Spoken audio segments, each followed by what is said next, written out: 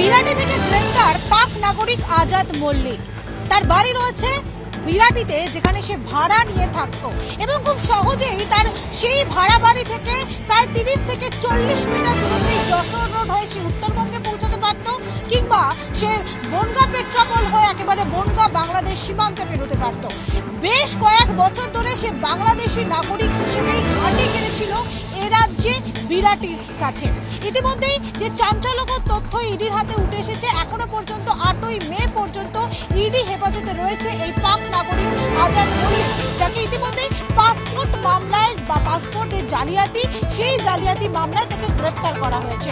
এবং জিজ্ঞাসাবাদে জেরায় যে তথ্য উঠে এসেছে, চাঞ্চল্যকর তথ্য, 2022 সালে এই আজাদ মল্লিককে গ্রেফতার করেছিল পুলিশ। বিদেশি আইনে তাকে গ্রেফতার করা হয়েছিল, পরবর্তীকালে সে জামিন পায়।